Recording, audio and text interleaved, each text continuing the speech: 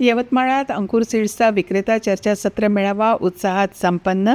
शेतकऱ्यांची पहिली पसंती म्हणजे अंकुर सीड्स, विक्रेत्यांचा विश्वास.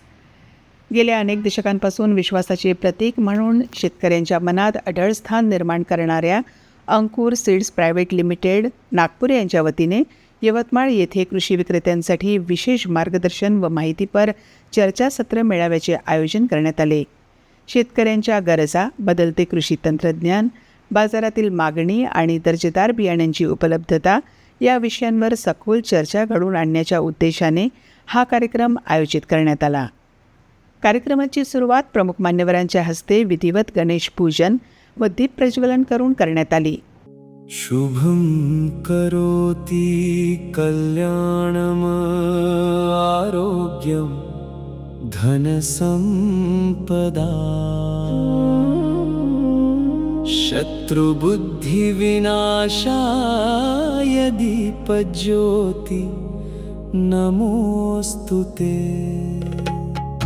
दिव्या दिव्या दीपत्कारकानि कुंडले मोतिहार दिव्याला पाहून नमस्कार. दिवा लावला देवांपाशी उजेड पडला तुळशी पाशी.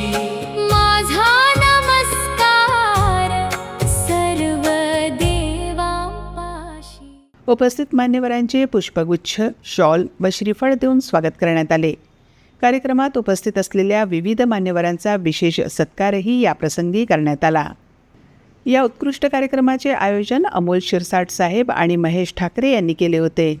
कार्यक्रमाच्या अध्यक्षस्थानी ज्येष्ठ कृषी क्षेत्रातील मार्गदर्शक प्रल्हाद भाऊ दुधे हे होते. त्यांचे स्वागत महेश ठाकरे यांनी केले. यावेळी उपस्थित मान्यवरांनी प्रल्हादराव दुधे यांच्या कृषी क्षेत्रातील प्रदीर्घ अनुभवाचा गौरव केला. गेल्या 40 वर्षांहून अधिक काळ त्यांनी प्रामाणिकपणे आणि सहकार्याच्या भावनेतून तसेच शेतकरी हित जपत कृषी क्षेत्रात कार्य केल्याचे यावेळी नमूद करण्यात आले. अंकुर सीड्सचे मॅनेजिंग डायरेक्टर दिलीप रोडी साहेब यांचा सत्कार प्रदीप भाऊ ओमनवार, श्रीपाद भाऊ येरावार, सुधीर भाऊ पळसकर आणि गजू भाऊ कोशटवार यांच्या हस्ते करण्यात आला. कंपनीचे डायरेक्टर मकरंद सावजी साहेब यांचा सत्कार आरिफ भाऊ बुधवानी यांनी केला. तसेच कंपनीच्या एक्झिक्युटिव्ह डायरेक्टर मंजिरी मॅडम यांचे स्वागत भावेश भाऊ गंडेचा यांनी केले.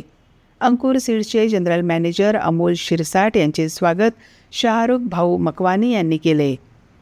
या कार्यक्रमात प्रमुख मार्गदर्शक म्हणून दिलीप रोडी साहेब, मकरंद सावजी साहेब, मंजिरी मॅडम, अमोल शिरसाट साहेब यांच्यासह अनेक मान्यवर उपस्थित होते. सर्व प्रमुख अतिथींचा शॉल, श्रीफळ व पुष्पगुच्छ देऊन सन्मान करण्यात आला. गेल्या 50 वर्षांपासून कृषी क्षेत्रात स्वतंत्र ओळख निर्माण करणाऱ्या अंकुर सीड्स प्रायव्हेट लिमिटेड नागपूर या कंपनीचे मॅनेजिंग डायरेक्टर दिलीपजी रोडी साहेब यांच्या उपस्थितीमुळे कार्यक्रमाला विशेष महत्त्व प्राप्त झाले. यावेळी कंपनीचे जनरल मॅनेजर अमोल शिरसाट यांनी उपस्थित विक्रेत्यांना अंकुर सीड्सच्या विविध मागण्यांबाबत सविस्तर माहिती दिली. कंपनीचे संशोधन, आधुनिक तंत्रज्ञान, गुणवत्ता नियंत्रण आणि शेतकरी हिताच्या धोरणांबाबत त्यांनी मार्गदर्शन केले. कार्यक्रमादरम्यान उपस्थित विक्रेत्यांनी अंकुर सीड्सबाबत आपले अनुभव व्यक्त केले. अनेक विक्रेत्यांनी सांगितले की शेतकरी दुकानात आल्यानंतर सर्वप्रथम अंकुर सीड्सच्या बियाण्यांची मागणी करतात. आजही जवळपास 70% अधिक शेतकरी अंकुर सीड्सच्या उत्पादनांबाबत माहिती विचारतात असेही त्यांनी नमूद केले. कपाशी बियाण्यांमध्ये अंकुर 888, हरीश केशव कीर्ती 3106, BG2 तसेच 3028 BG2 या वाणांना शेतकऱ्यांकडून मोठी मागणी असल्याचे विक्रेत्यांनी सांगितले. तूर पिकासाठी अंकुरचे 1307 हे बियाणे शेतकऱ्यांची पहिली पसंती ठरत असल्याचे नमूद करण्यात आले. त्याचप्रमाणे चारू या बियाण्यालाही शेतकऱ्यांकडून चांगला प्रतिसाद मिळत असल्याचे सांगण्यात आले.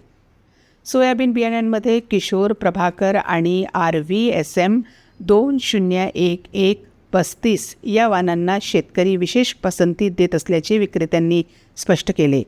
अधिक उत्पादन, दर्जेदार गुणवत्ता आणि समाधानकारक उत्पन्न मिळत असल्याने शेतकरी या बियाण्यांचा मोठ्या प्रमाणात वापर करत असल्याचे त्यांनी सांगितले. कार्यक्रमाचे सूत्रसंचालन गजाननराव पतंगे सर यांनी केले. त्यांनी आपल्या प्रभावी शैलीत कार्यक्रमात रंगत आणली.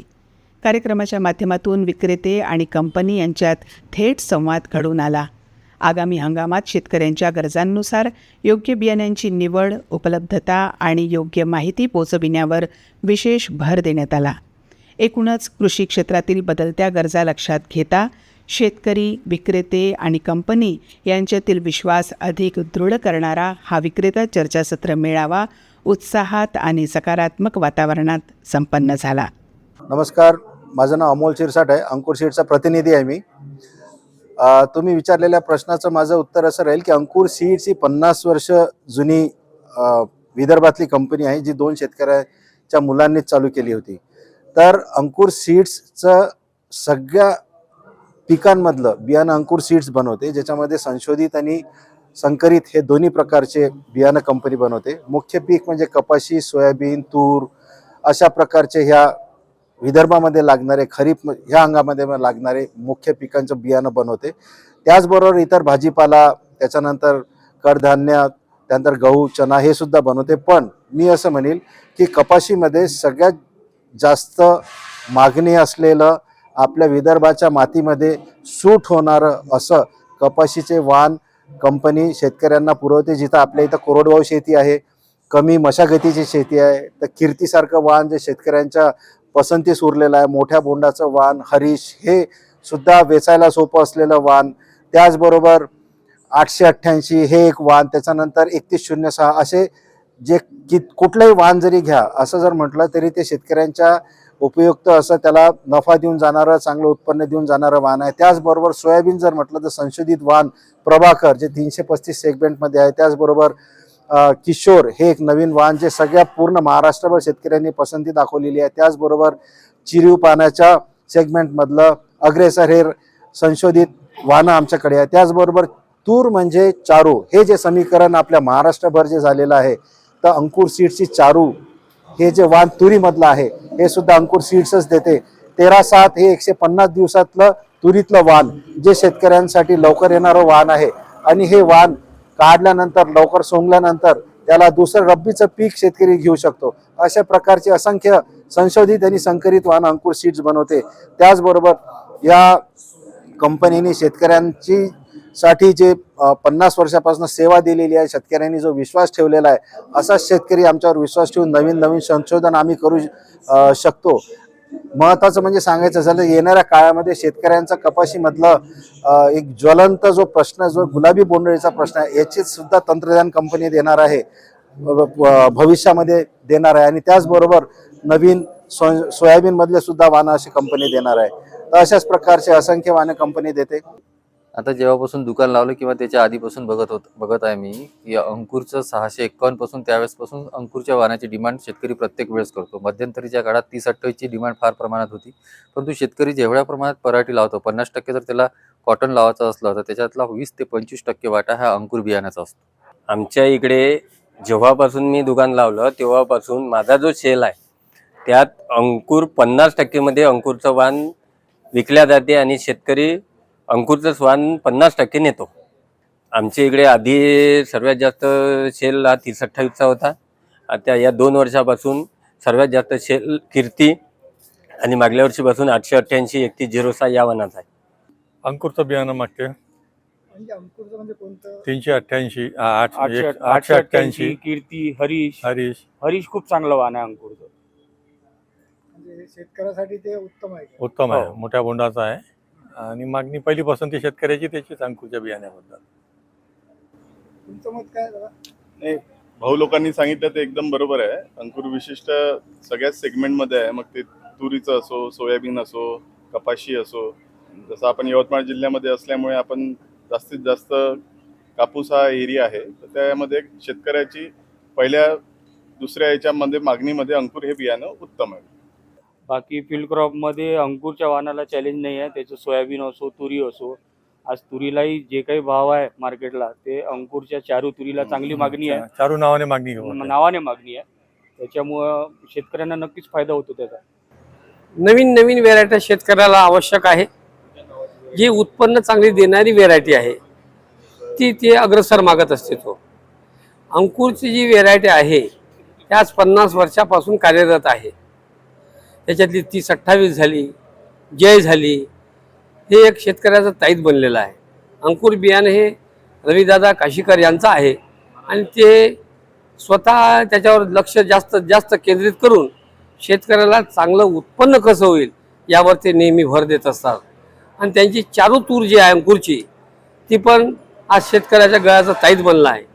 आणि त्याचं एक विशिष्ट म्हणजे मार्केटला भाव त्याचा या तुरीपेक्षा 400-500 रुपये हे मार्केटला त्याचे रेट जास्त मिळतात. म्हणून शेतकरी लोक हे चारू तूर नावाने मागत असतात. आणि शेतकऱ्याला जे नवीन चांगलं उत्कृष्ट मान जर असलं तर तो पहिले अग्रणीत त्यांना तो पाचारण करतो आणि शेतकऱ्याला उत्पन्न जास्त कसं होईल याकडे शेतकऱ्याला जास्त लक्ष राहते. आणि अंकुर हे सगळ्याच वाणामध्ये आज सोयाबीनमध्ये अग्रसर आहे, कपाशीमध्ये अग्रसर आहे, तुरीमध्ये अग्रसर आहे. या ठिकाणी अंकुरचं सगळ्यात जास्त मार्केट चालत आहे. शेतकऱ्याला कपाशीशिवाय पर्याय नाही, कारण या विदर्भामध्ये दुसरं कोणत्याही प्रकारचं पीक होत नाही. एक कपाशी असं पीक आहे का ते काही ना काही प्रमाणात शेतकऱ्याला उत्पन्न देतात. त्याच्यामुळे कपाशीची लागण करावीच लागते.